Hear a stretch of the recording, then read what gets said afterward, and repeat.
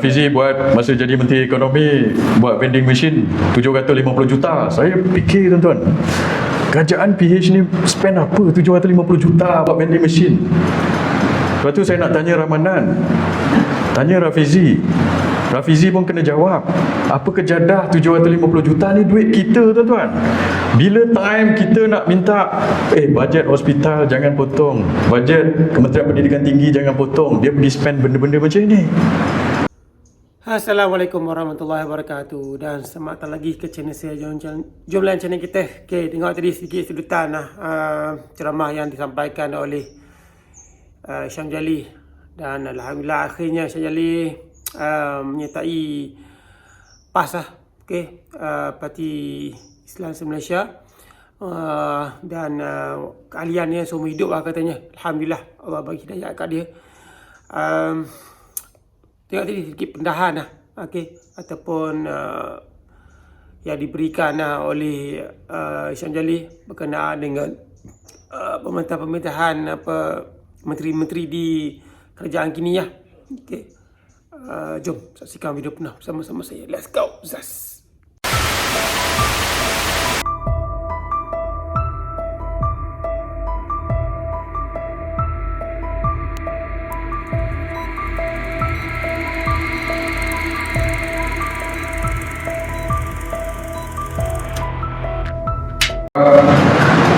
Rafizi buat masa jadi Menteri Ekonomi, buat vending machine 750 juta. Saya fikir tuan-tuan, kerajaan PH ni spend apa 750 juta buat vending machine?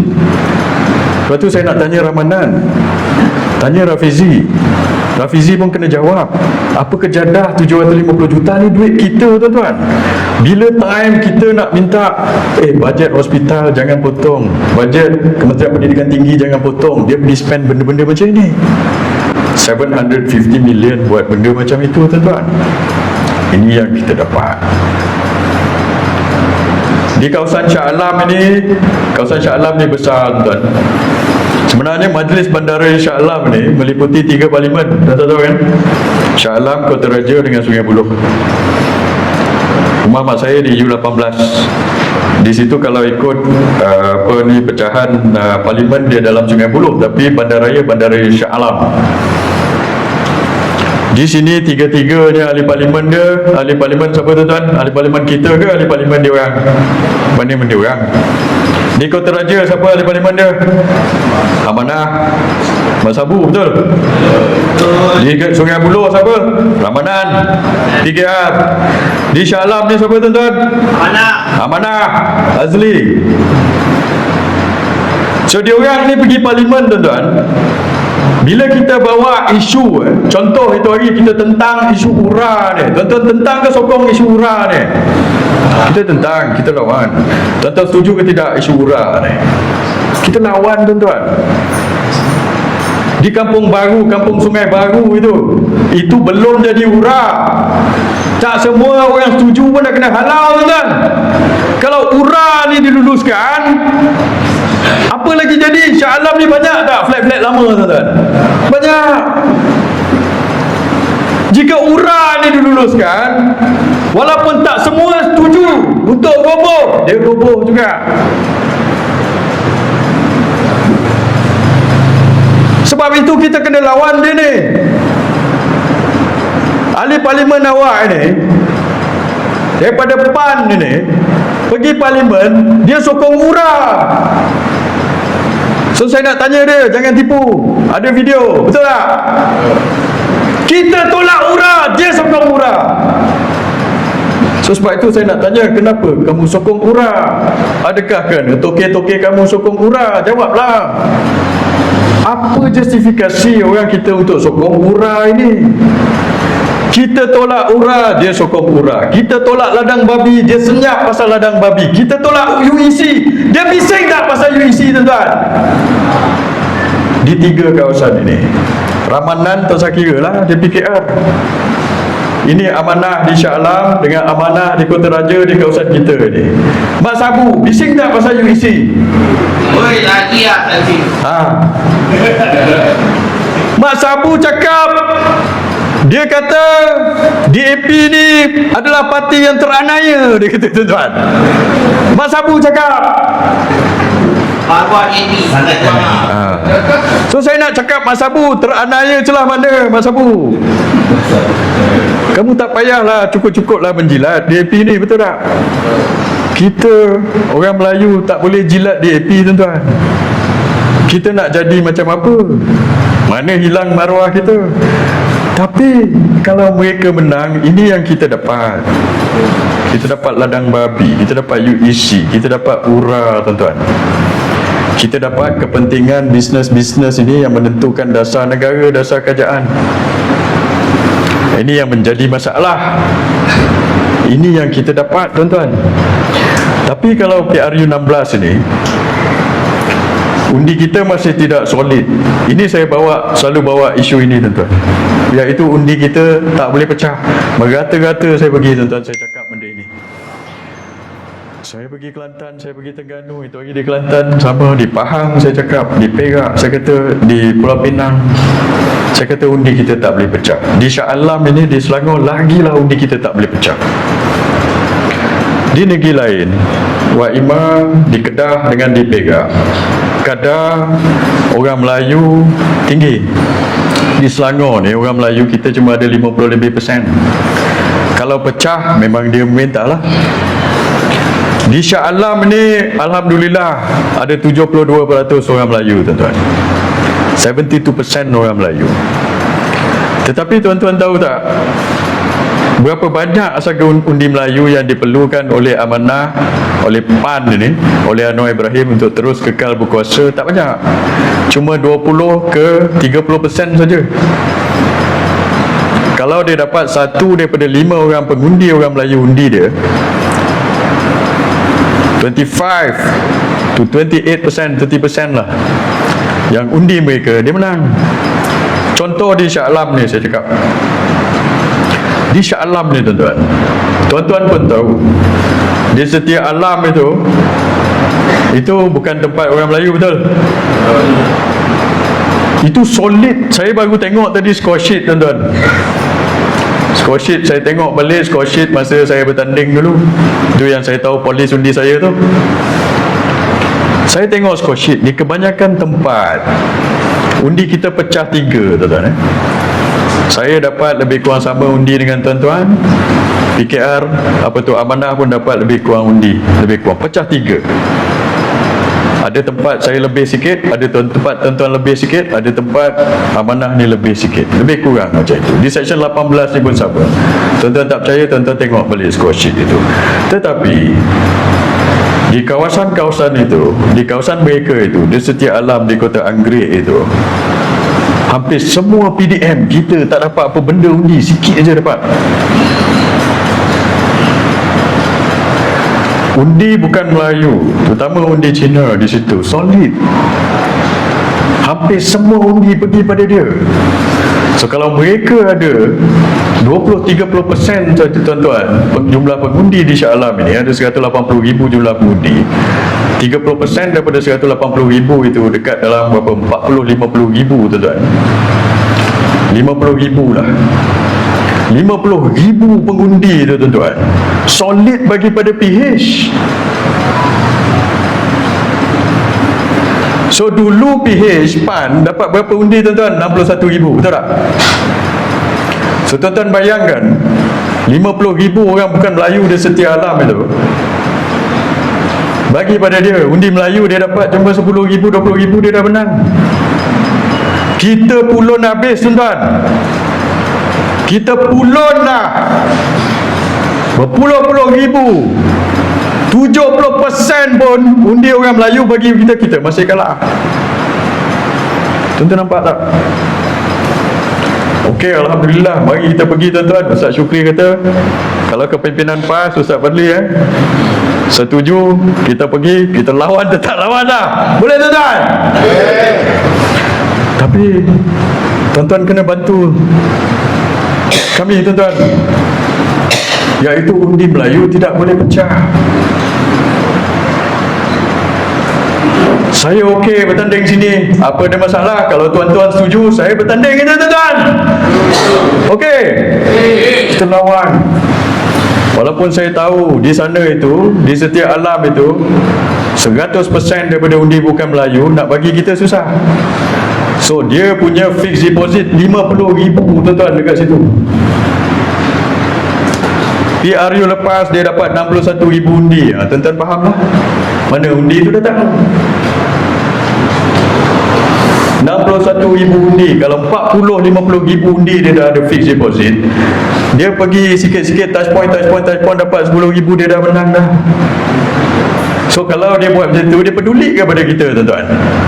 Berapa dia peduli pada kita? Dia layan dia punya bos-bos toke-toke dia je lah. Baik dia layan DAP tuan-tuan. Mungkin barangkali pasal itu, bila DAP bawa isu URA dia sokong. Walaupun kita tentang URA, sebab DAP yang bagi dia banyak undi. So bila DAP bagi dia undi tu, dia ikutlah, betul tak? So kita nak ke tidak? Kita tak boleh terima. Sebab itu saya nak, okey, kita lawan. Sebab kalau tidak, itu yang kita dapat. Kalau undi kita pecah tuan-tuan, ini yang kita dapat. So kalau 70% solid tuan-tuan bagi pada kami, pun kita tak cukup. So apa yang membuat kita boleh menang? Kita kena dapat more than 80-90%, baru kita boleh menang Shah Alam ini. Sebab itu banyak kali, ini bukan saja di Shah Alam tuan-tuan, ini di Selangor. Selangor lagi teruk. Sebab Selangor jumlah undi Melayu cuma 50% lebih, sama macam Johor. Johor ini, saya tak tahu pengiraan Barisan Nasional on buat kira macam mana nak pergi Solo ni. Sebab saya rasa dia dah salah kira. Tapi tak apalah, biar dia tengok macam ni. Di Johor saya tak rasa mereka boleh maintain 40 kursi. Kalau saya salah lah. Saya tak tahu. Saya harap mereka dapatlah 40 kursi. Tapi mereka kena tengok semula. Saya jangka mereka dapat 20 kursi lebih, PH dapat 20 kursi lebih. So kalau kebarangkalian Barisan Nasional tak dapat cukup kursi untuk membentuk kerajaan 29 kursi, tuan-tuan rasa dia nak bersama dengan kita ke bersama dengan PH? Dia bersama dengan PH balik. Dia bukan nak pergi dengan kita. So, sebab itu saya nak cakap pada orang Johor dengan orang Negeri Sembilan, apa kejadahnya kita bagi dia orang ini? Dia orang ini kerajaan dengan kerajaan lawan sama-sama tuan-tuan. Yang pergi buat naik minyak kita ni, buat naik, buat turun, buat naik, buat turun. Yang pergi kurangkan bajet hospital kita, kurangkan bajet KPT, mereka-mereka inilah. Acah-acah gaduh di negeri, balik ke Persekutuan Cimulut, mereka-mereka inilah. Esok tuan-tuan undi mereka tak cukup kursi, mereka bergaduh. Apa mereka bergabung sama-sama? Sebab itu orang Johor patut tak apa, tinggalkan mereka ini, kerajaan lawan kerajaan, bagi peluang kepada PAS. Bagi peluang kepada PAS. Kepada yang dalam live ini tengok, PAS boleh jadi third force dekat situ.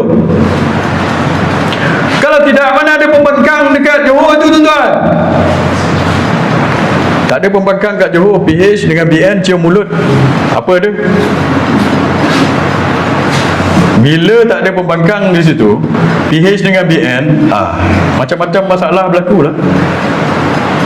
Mungkin ada sakau sana, sakau sini. Tu hari dia cakap pasal bocor-bocor lah.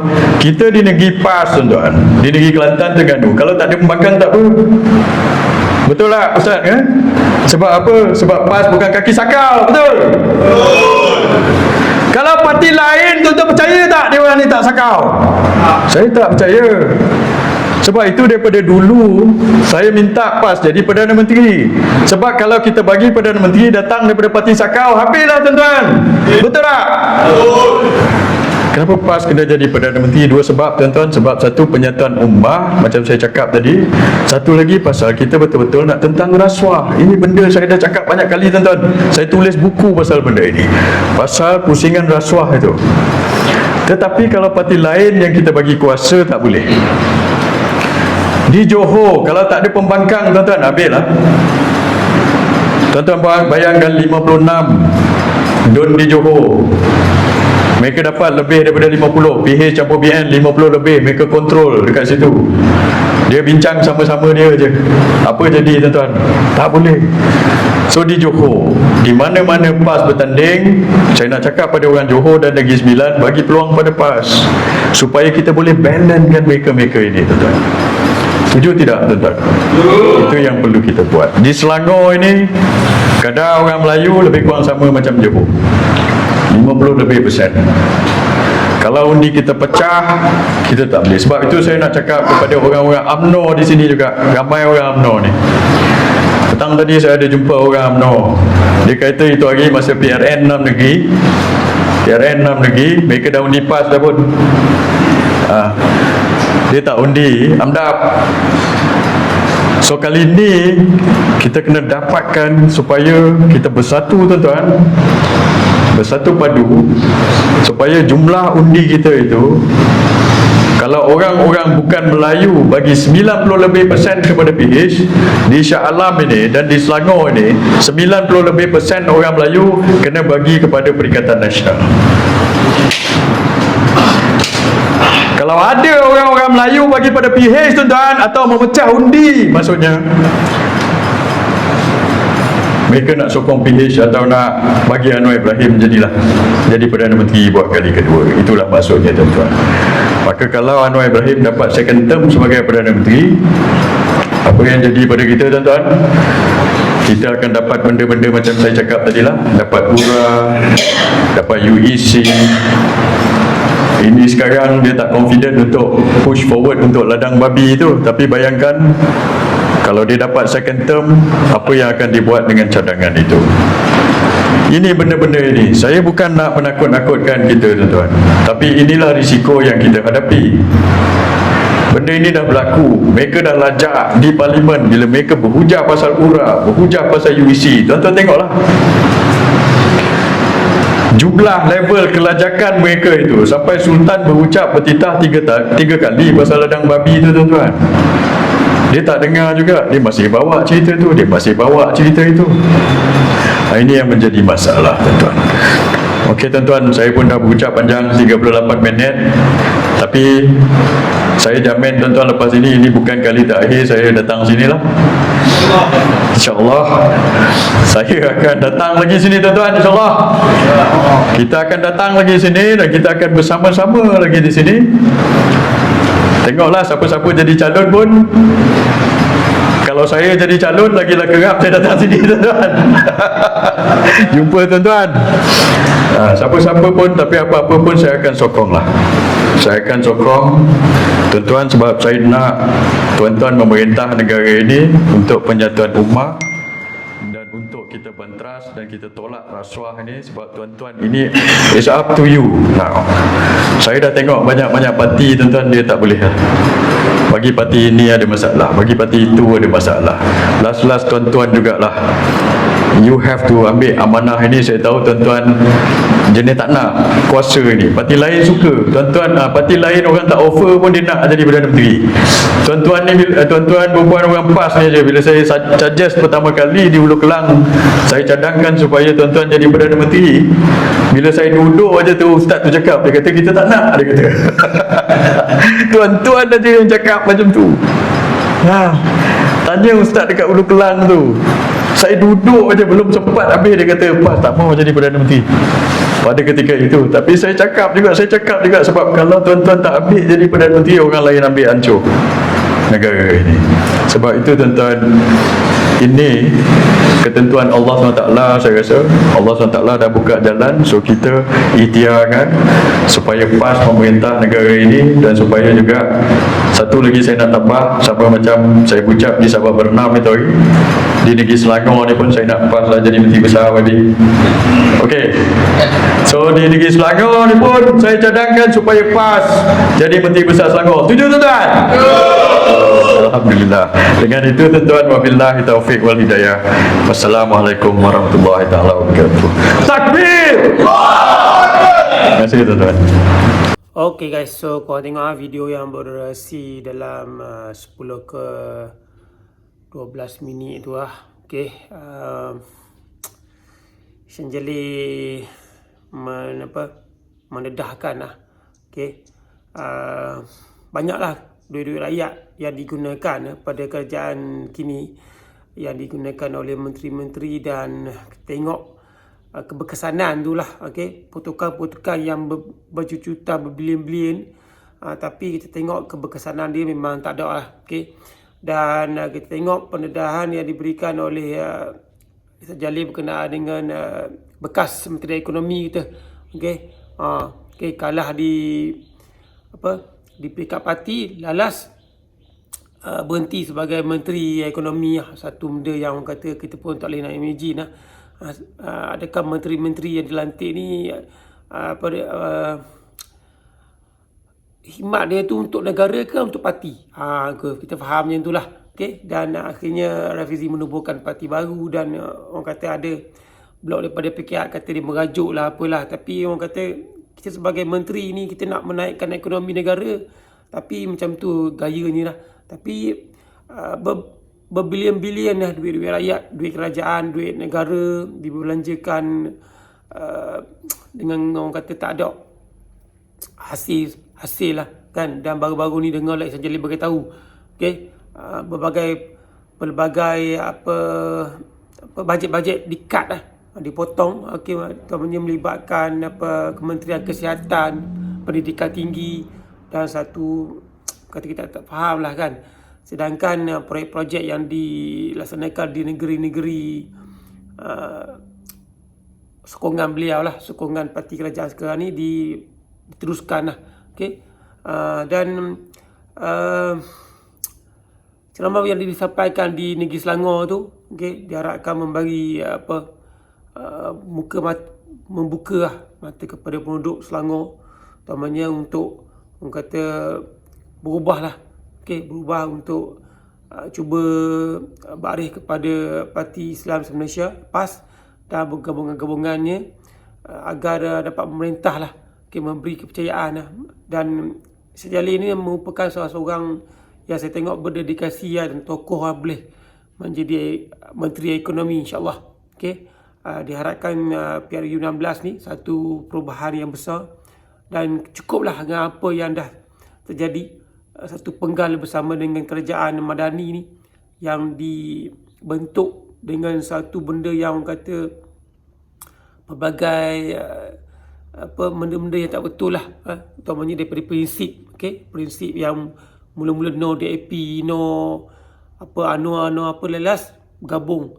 Okay? Memanglah menggunakan alasan yang disarankan oleh Agong pada ketika itu, tapi satu benda yang orang kata daripada akar umbi banyak yang tak bersetuju lah, utamanya daripada UMNO lah. Okay? Dan kita tengok baru ni kekalahan, banyak juga kursi-kursi yang kalah PH lah, Pakatan Harapan, di PRN Negeri Johor. Dan kita tengok kat sini kepercayaan rakyat dah mula longgar, dah mula pudar kepada kerajaan kini, yang kita tengok banyak sangat kepecangan. Dan yelah, sebelum kita tahu manifesto yang sebelum untuk PRU 15 ni macam-macam lah, keto free, PTPTN free, okay, kereta murah dan macam-macam lagi lah. Okay. So tapi tak dapat dilaksanakan lah. Okay, satu benda yang kata sekali cakap ni semua orang boleh cakap lah. Okay, dijanjikan tapi tak dikotakan. So apa komen korang? Sekian reaction saya lah berkenaan dengan Datuk Isa Jalil yang membuat ceramah di Selangor. Okay. So minta tolong orang Selangor untuk membuat perubahan lah. Okay. Bersatu orang Melayu demi orang Melayu untuk orang kata lebih memakmurkan lah negara ini. So setakat itu saja perkongsian saya untuk kali ini. Jangan lupa like, subscribe video saja, tinggalkan komen kat bawah. Sampai jumpa lagi. Assalamualaikum warahmatullahi wabarakatuh.